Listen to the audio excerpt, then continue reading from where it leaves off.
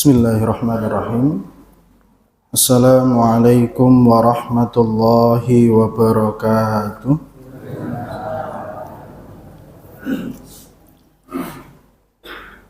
Innal hamdalillah nahmaduhu wa nasta'inuhu wa nastaghfiruhu wa nastahdihi wa natubu ilaihi. Wa na'udzu billahi min syururi anfusina wa min sayyiati a'malina. May yahdihillahu fala mudilla lahu wa may yudlilhu fala hadiya lahu. Asyhadu an la ilaha illallah wahdahu la syarika lahu wa asyhadu anna Muhammadan 'abduhu wa rasuluhu alladzi la nabiyya wa la rasula ba'dahu. Faqala Allah tabaraka wa ta'ala fi kitabihil karim ba'da na'udzu billahi minasy syaithanir rajim. Ya ayyuhalladzina amanu taqullaha haqqa tuqatih wa la tamutunna illa wa antum muslimun.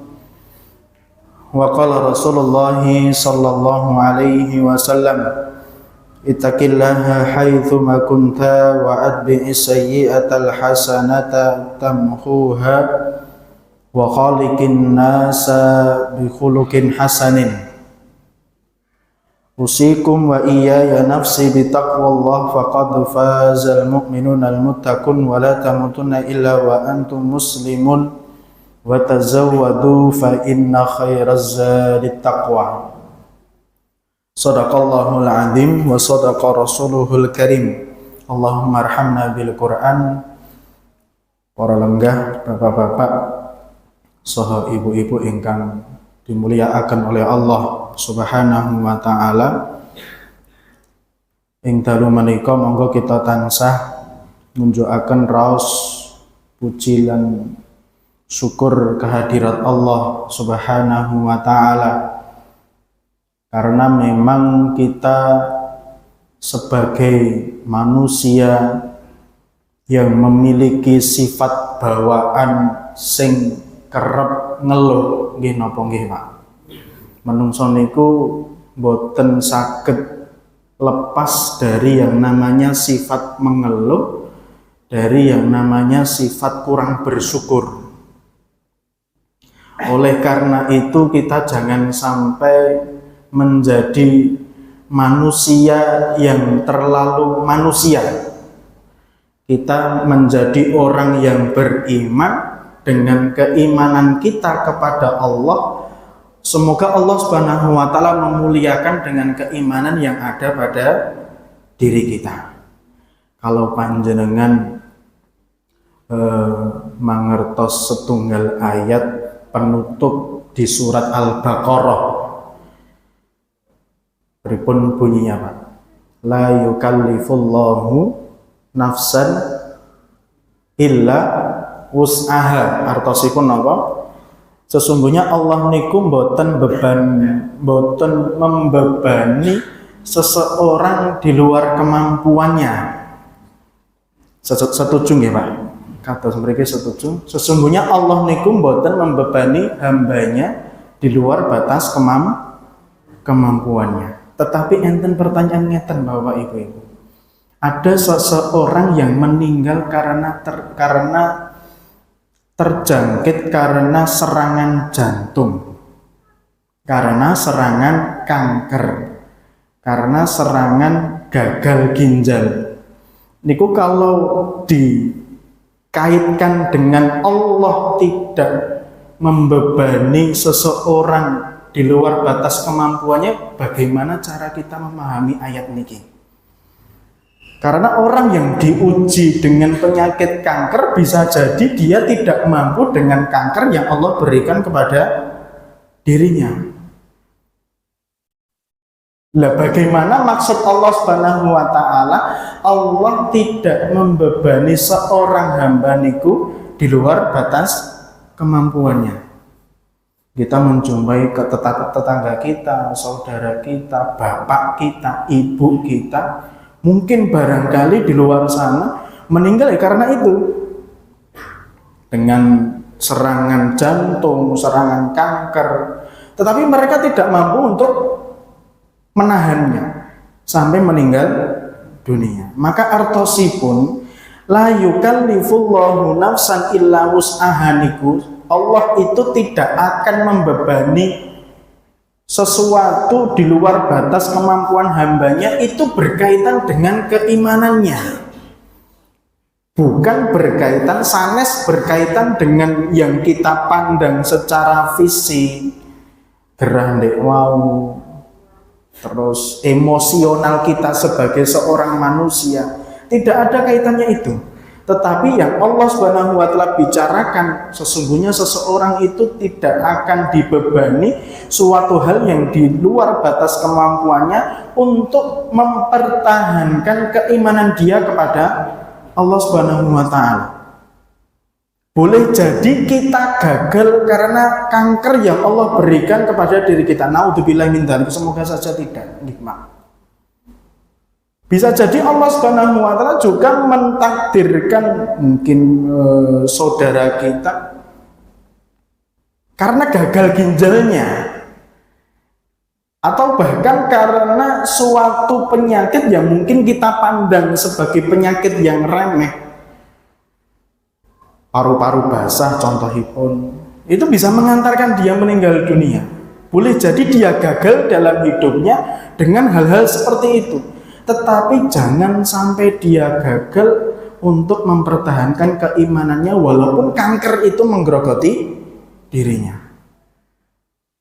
Maka yang dimaksudkan oleh Allah Subhanahu wa taala, Allah Subhanahu wa taala tidak membebani hal-hal yang di luar batas kemampuan seorang hamba ketika hamba tersebut mempertahankan keimanannya dia kepada Allah Subhanahu wa taala. Boleh dia gagal dengan ginjalnya, boleh dia gagal karena serangan kankernya, tetapi jangan sampai dia gagal untuk mempertahankan keimanan dia kepada Allah Subhanahu wa taala. Karena nopo? Karena keimanan yang ada pada diri kita, yang bersemayam di dalam hati kita, yang kita rawat di dalam kebun hati kita, itu adalah merupakan satu nikmat yang paling agung yang Allah Subhanahu wa taala berikan kepada diri kita.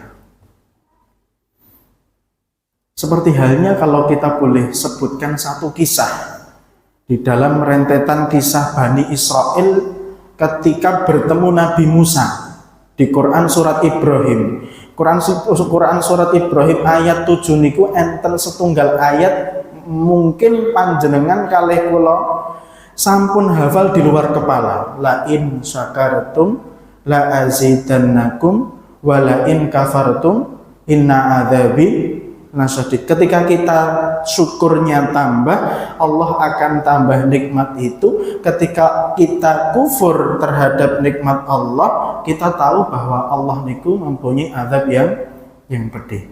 Sebenarnya ayat ini itu tidak hanya bercerita tentang ketika kita syukur Allah tambah nikmatnya, ketika kita kufur Allah azabnya sangat pedih. Tidak sederhana seperti itu.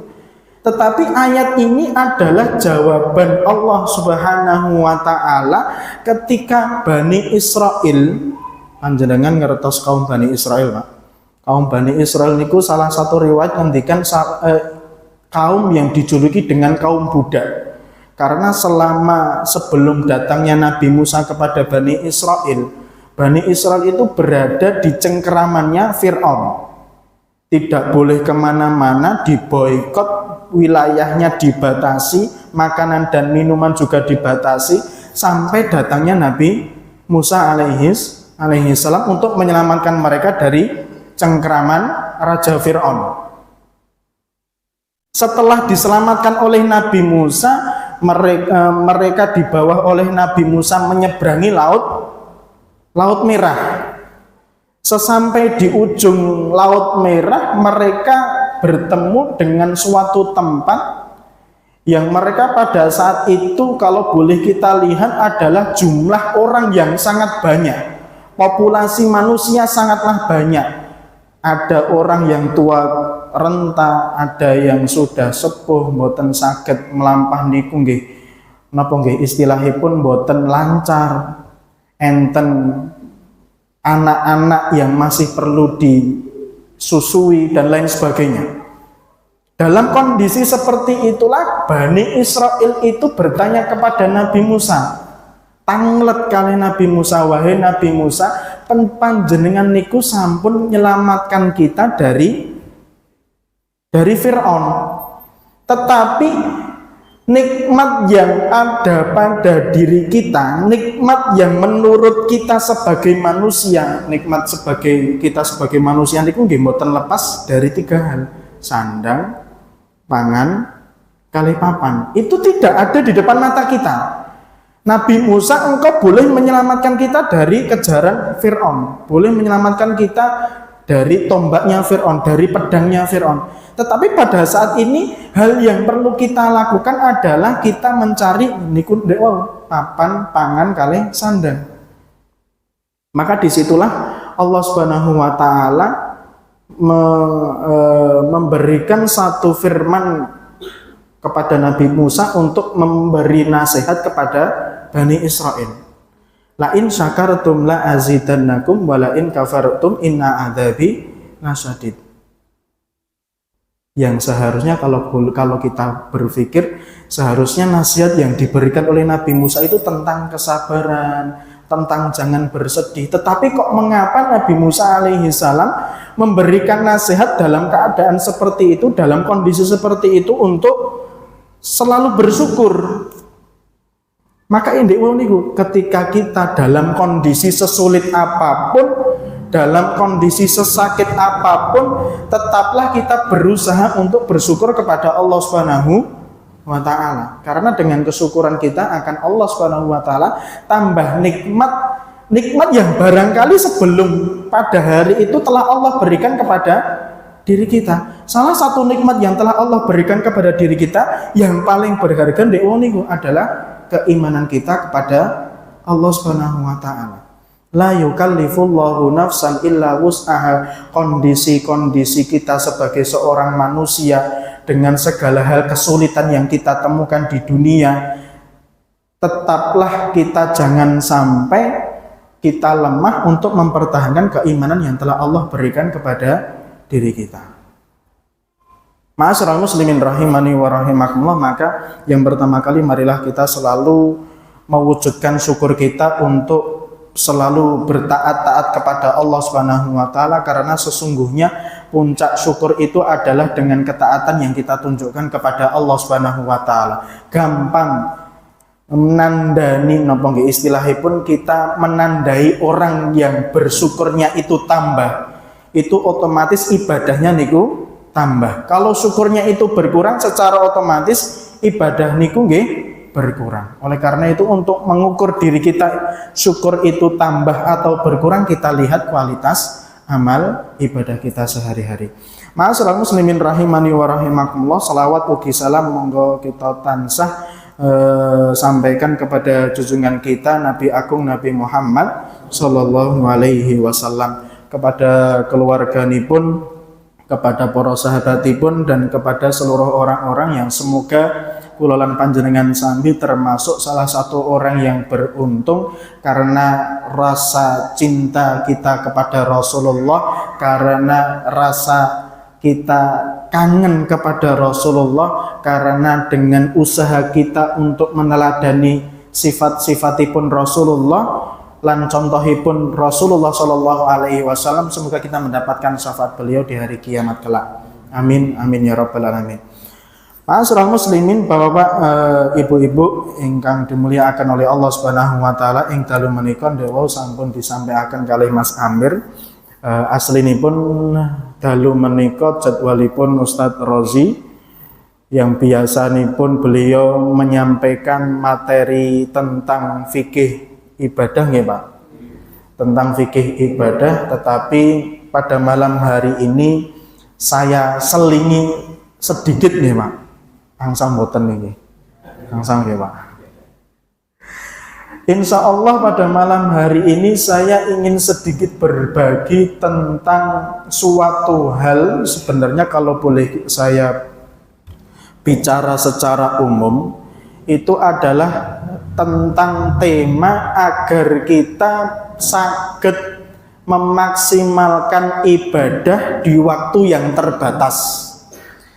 saged memaksimalkan ibadah di waktu yang terbatas. Tetapi tema khususipun itu adalah kita pada malam hari ini ingin mengetahui makna yang terkandung di dalam surat An-Nas.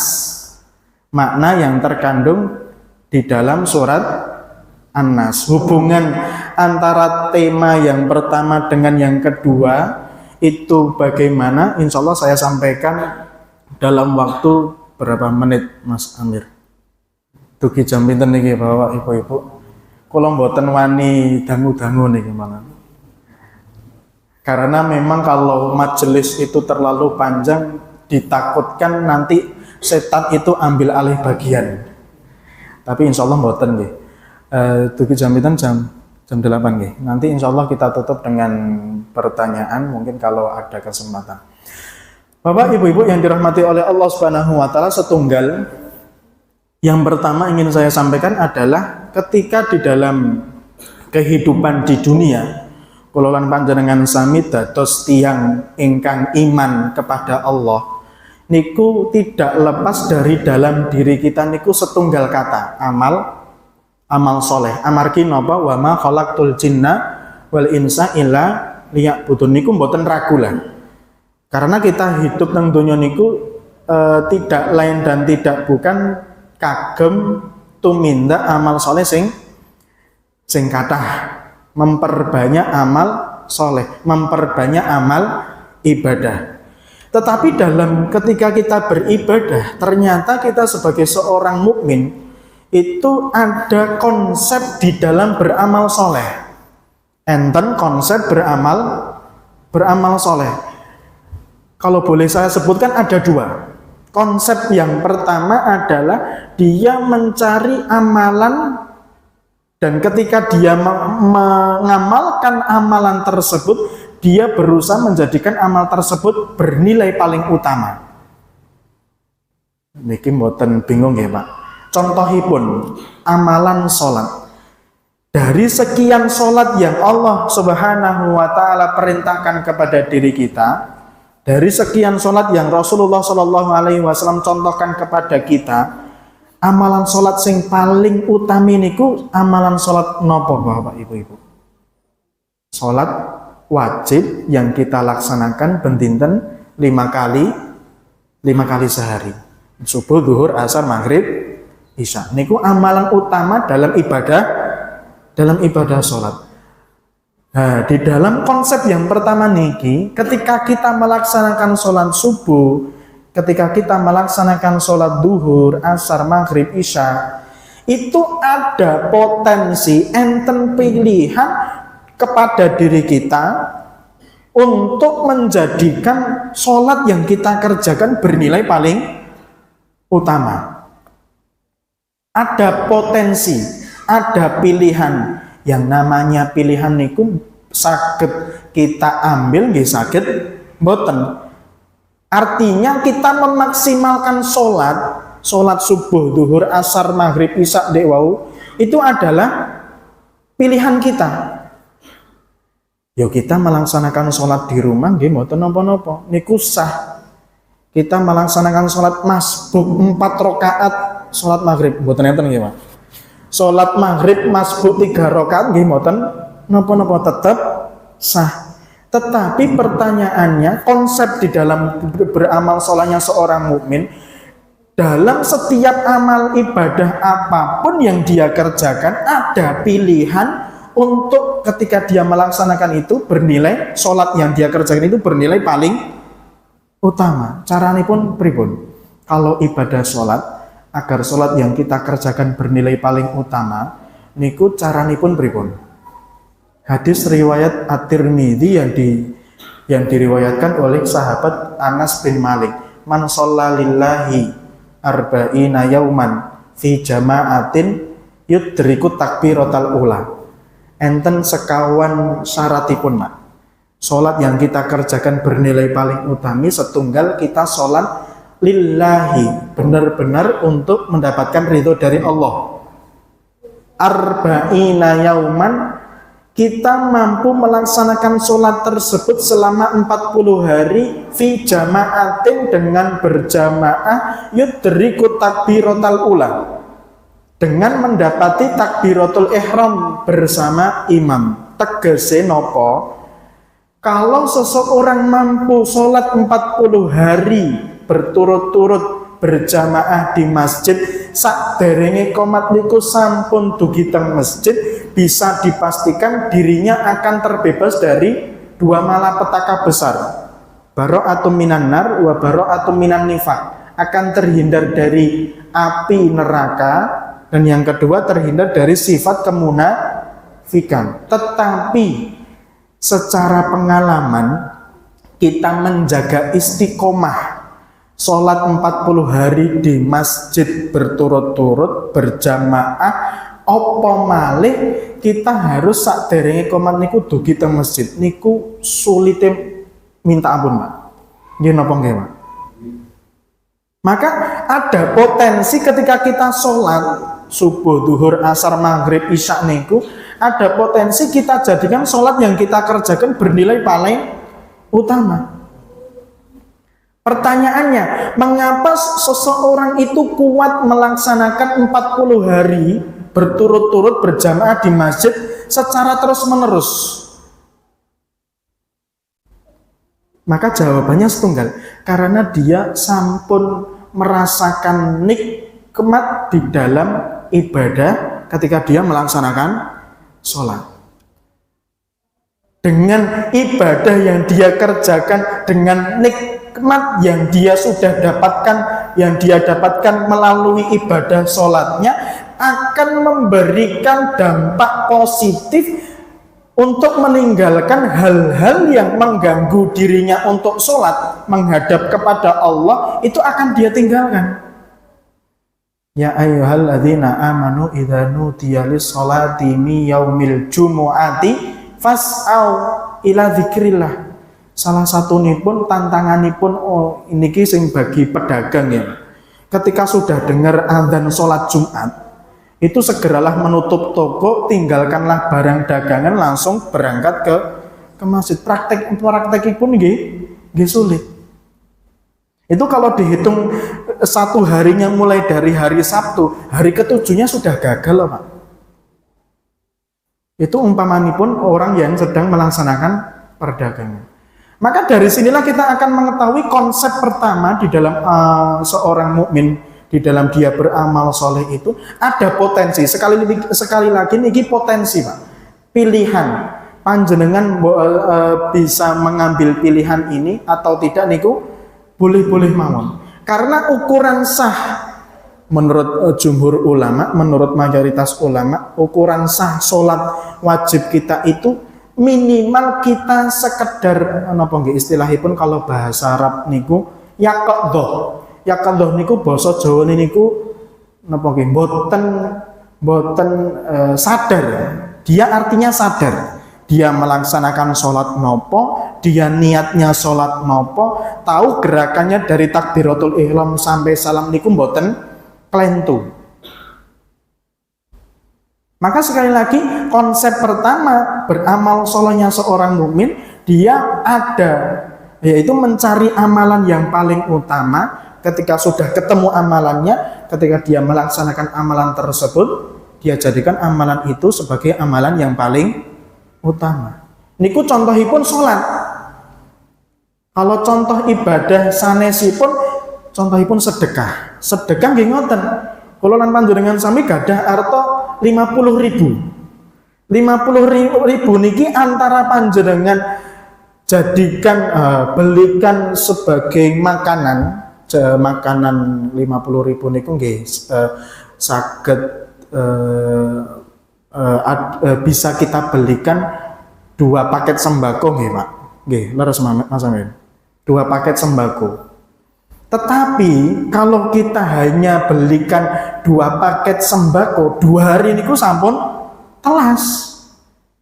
Ketika seseorang yang kita sedekahi itu makan dari makanan yang kita sedekahkan, kemudian dari makanan yang dia makan itu menjadi energi untuk dia beribadah, ketika dia beribadah kita akan otomatis mendapatkan pahala karena kita menyedekahkan makanan tersebut. Tetapi pertanyaannya kalau makanannya sampun telas, otomatis kan kita boten dapat pahala lagi. Maka potensi di dalam amal sedekah yang kita laksanakan agar bernilai lebih utama, bernilai paling utama, 50.000 ndek wau kita wakafkan, kita belikan mushaf Al-Qur'an 50.000 nggih saged dapat 2 lah nggih Pak. Dapat 2 mushaf, kemudian kita wakafkan ke santri penghafal Al-Qur'an. Atau 50.000 itu tadi kita wakafkan untuk pembangunan masjid, pembangunan pondok, pesantren dan lain sebagainya yang bermanfaat secara umum. Sampai bahkan kita meninggal dunia, 50.000 yang kita jadikan sebagai sedekah wakaf, sedekah jariah itu, pahalanya itu akan tetap mengalir kepada diri kita. Maka kembali tadi 50.000 ndek wau bisa kita pilih untuk belikan makanan yang manfaatnya itu tidak begitu besar dengan sedekah jariah, atau kita memilih kita jadikan 50.000 ndek wau kita jadikan sebagai sedekah jariah. Itu sekali lagi itu adalah pilihan bagi untuk diri kita ketika beramal soleh ndek wau. Dan lain sebagainya, jenis-jenis amal ibadah yang Allah perintahkan, ada potensi ketika kita melaksanakan ibadah tersebut bernilai paling utama. Kemudian konsep yang kedua adalah seseorang di dalam beramal soleh, dia beramal di waktu yang terbatas. Contohipun panjenengan sakderenge subuh niku enten setunggal waktu boten langkung 15 menit sakderenge adzan subuh niku enten waktu sahur. Waktu sahur niku boten namung teng Ramadan nggih Pak. Waktu sahur niku sebutan waktu sekira 15 menit sakderenge adzan subuh.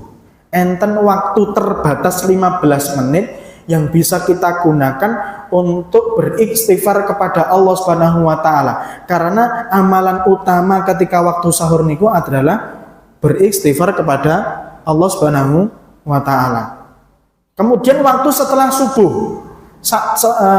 subuh niku enten waktu sampai waktu syuruk. Niku amalan utamanipun napa? Berdiam diri di masjid setelah dia melaksanakan sholat subuh sampai waktu syuruk tiba, sekira 5 menit setelah waktu syuruk itu lewat, dia tutup dengan sholat 2 rakaat. Pahala yang akan dia dapatkan sebesar pahala orang yang berhaji sempurna. Artosipun napa, tegasipun napa, makna yang bisa kita ambil di waktu-waktu yang terbatas tadi. Allah Subhanahu wa taala menunjukkan kepada kita agar kita bisa memaksimalkan waktu yang kita punya. Pertanyaanipun lebih umumnya, Pak. Panjenengan niku kula lan panjenengan sami sakniki niku tasih mlebet wulan napa? Wulan Dzulhijjah. Wulan Dzulhijjah niki adalah waktu yang terbatas di antara 4 bulan haram yang Allah sebatakan di dalam Quran surat Taubah ayat 36, inna iddatas syuhuri indallahi itsna asyara syahran fi kitabillah yauma khalaqas samawati wal arda minha arba'atun hurum. Enten sekawan bulan yang Allah sebatakan dengan nama bulan haram. Dzulqa'dah sampun kelewat, Dzulhijjah niki sekitar sepekan malih niki nggih sampun kelewat, Muharram kalih Rajab. Di 4 bulan waktu yang terbatas ini yang kita punya, itu kita dituntut oleh Allah Subhanahu wa taala kita mempersembahkan waktu yang istimewa, waktu yang spesial. Apa yang Allah pesankan di dalam Quran surat At-Taubah ayat 36 kalau wau Allah Subhanahu wa taala ngendikan fala tadlimu fihinna anfusakum. Janganlah kalian kula lan panjenengan sami berbuat dolim. kepada diri kita sendiri. Bukan berbuat dolim kepada orang lain, Bapak Ibu-Ibu, tetapi berbuat dolim kepada diri kita sendiri di 4 bulan haram niku. Kita berada di 4 bulan haram itu, kita berada di bulan Dzulhijjah, sebentar lagi kita masuk bulan Muharram. Di waktu yang terbatas ini, apa yang bisa kita maksimalkan? Fala tadlimu fihinna anfusakum, janganlah kita berbuat dolim kepada diri kita sendiri. Tegese nopo? Imam Ibnu Jarir At-Tabari kali Imam Ibnu Katsir rahimahumullah dan para ulama mufassir yang lainnya ngendikaaken teges Allah Subhanahu wa taala ngendikan jangan kita berbuat dolim kepada diri kita sendiri karena waja'ala dzanba fihinna a'dham wal ajra wal amala sholihah a'dham. Karena sejatosipun kula lan panjenengan sami menawi klentu, menawi lepat, menawi berbuat maksiat di 4 bulan haram niki, bulan Dzulhijjah termasuk di antara salah satunya, maka dosanipun itu akan Allah Subhanahu wa taala besarkan nilainya. Dalam setunggal riwayat dijelaskan Allah Subhanahu wa taala akan lipat gandakan dosanya. Maka Allah Subhanahu wa taala mengendikan jangan sampai kita berbuat dolim kepada diri kita sendiri. Berbuat dolim apakah itu? Berbuat dolim tersebut yang dimaksudkan Allah, ya kita jangan sampai kita bermaksiat kepada diri kita sendiri di 4 bulan haram ini. Segala jenis perbuatan dosa, maka dosanya akan Allah Subhanahu wa taala lipat gandakan. Di satu sisi Allah memberikan ancaman, tetapi di satu sisi yang lain Allah memberikan kabar gembira. Waja'ala dzanba fihinna a'dham wal amala sholihah wal ajra a'dham. Dan barang siapa yang memilih untuk fokus beramal soleh di 4 bulan haram ini, maka Allah Subhanahu wa taala juga lipat gandakan pahalanya. Maka ma'asyiral muslimin rahimani wa rahimakumullah, kesimpulan yang pertama, konsep beramal solehnya seorang mukmin yang bisa kita laksanakan di 4 bulan haram ini adalah mengkondisikan diri kita jangan sampai kita bermaksiat kepada Allah, terutama di 4 bulan haram ini, di waktu yang terbatas ini, di kesempatan yang tasih Allah berikan kula lan panjenengan sami. Karena apa? Kalau kita sampai bermaksiat, Allah Subhanahu wa taala akan lipat gandakan dosanya. Tetapi kalau bisa kita beramal soleh dengan maksimal, karena setiap amal soleh pahala yang akan Allah berikan juga akan dilipat gandakan oleh Allah Subhanahu wa taala. Khususipun di 4 bulan haram ini kita tahan sekedik sampai bulan Muharram nanti sudah masuk, sampai akhir bulan Muharram nanti kalau bisa betul-betul kita fokus untuk beramal soleh kepada Allah Subhanahu wa taala. Amal soleh apa? Amal soleh segala amal soleh yang Allah berikan, yang Allah perintahkan kepada diri kita. Kalau amal soleh yang bisa kita jadikan sebagai amal soleh yang bisa kita maksimalkan adalah amalan sholat, ya kita jadikan tadi sholat yang kita kerjakan bernilai paling utama.